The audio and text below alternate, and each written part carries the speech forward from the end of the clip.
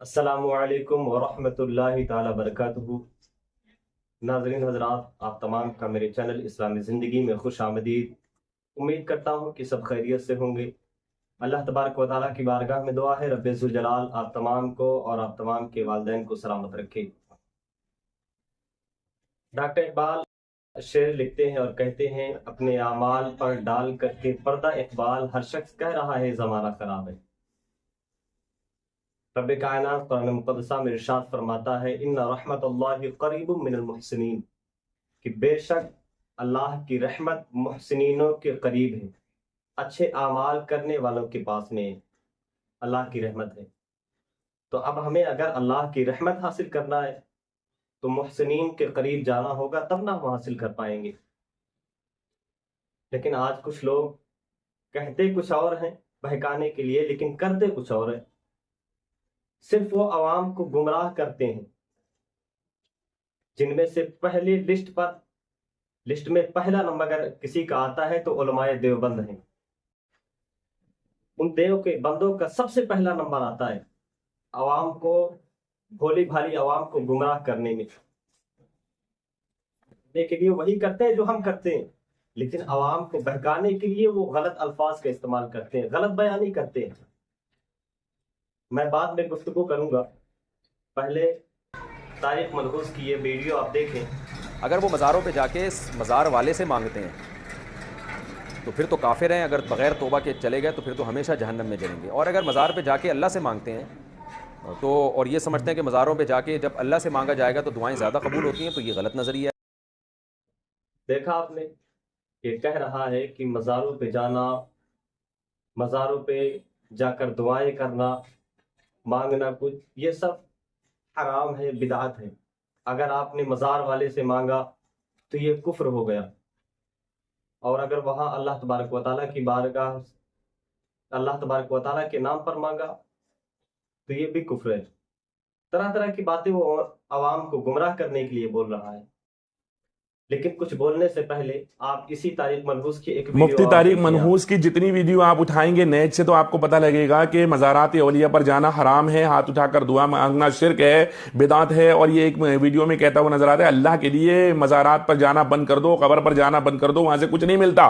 لیکن اب دیکھیں یہ کون ہے جس کی مزار پر، اور اتنی ساری مزارات یہاں پر نظر آ رہی ہے، یہ آیا ہوا ہے اور آنے کے بعد میں ہاتھ اٹھا کر کے باقاعدہ دعائیں مانگتا ہوا نظر آ رہا ہے۔ مطلب یہ سارے فتوے دیکھا آپ نے، ایک طرف وہ کہہ رہا ہے جانا حرام ہے، وہاں جا ہی نہیں سکتے آپ، اور ایک طرف خود جا کر اسماعیل دہلوی کی مرقد پر فاتحہ پڑھنے کے لیے گیا ہوا۔ ایک اور شیطان ہے جس کا نام طارق جلیل ہے، آپ سمجھ رہے ہوں گے میں کن کی بات کر رہا ہوں۔ طارق جلیل وہ بھی پہلے ایسے ہی کہتا تھا مزاروں پہ جانا حرام ہے، مزاروں پہ مانگنا کچھ حرام ہے، مزاروں پہ کچھ طلب کرنا حرام ہے، وہاں حاضری دینا بدعت ہے، طرح طرح کی باتیں صرف عوام کو گمراہ کرنے کے لیے۔ لیکن کچھ بولنے سے پہلے ایک ویڈیو اس کی بھی دکھانا چاہتا ہوں، آپ یہ بھی دیکھیں۔ پڑے تیری بارگاہ اے میرا بیٹا پہ، او میرا چاچے دا بیٹا ہے، او میرا چاچا ہے، او میرا چاچے دا بیٹا ہے، انہیں چاراں نو دا ثواب پہنچا یا دنیا قبراں نو روشن فرما، فرما کسی تے سختی تے دور۔ دیکھا آپ نے، خود جا کر قبر پر دعا کر رہے ہیں، ان کی بخشش کی دعا کر رہے ہیں۔ یاد رکھو، شیطان کبھی بخشا نہیں جاتا، چاہے لاکھ دعا کر لیا جائے، شیطان کی بخشش کبھی نہیں ہے۔ اور آپ وہاں پہ کھڑے ہو کر دوسروں کو، عوام کو گمراہ کرتے ہو کہ نہیں جانا چاہیے قبر پر، دعا نہیں کرنی چاہیے، یہ نہیں کرنا چاہیے، وہ نہیں کرنا چاہیے، لیکن خود جا کر ایسا کام کر رہے ہیں۔ آپ دیکھیں، خود جا کر ایسا کام کر رہے ہیں۔ ارے ہم جو قبر پر جاتے ہیں، جو مزارات پہ جاتے ہیں، ان کو خدا مان کر نہیں جاتے ہیں، ان کو خدا مان کر نہیں جاتے ہیں، بلکہ ہم یہ سمجھ کر جاتے ہیں یہ بھی بندے ہیں، لیکن یہ بندے رب سے زیادہ قریب ہیں، اس لیے ہم ان کی بارگاہ میں جاتے ہیں، اور ان کی بارگاہ میں جا کر پھر رب کائنات کی بارگاہ میں دعا کرتے ہیں، مولا ان کے صدقے میں ہمیں دے۔ ہم ان کو خدا سمجھ کے نہیں مانتے۔ آپ یوں دیکھیں کہ دنیا رب کائنات نے بنائی ہے، دنیا میں ہر جگہ، ہر اسٹیٹ ہے، شہر ہیں، قصبے ہیں۔ تو آپ اپنے انڈیا کی بات لے لیں، انڈیا میں इस इंडिया का पीएम कौन है? नरेंद्र मोदी। और स्टेट तरह तरह के, आप यूपी की बात ले ले, यूपी में योगी आदित्यनाथ है।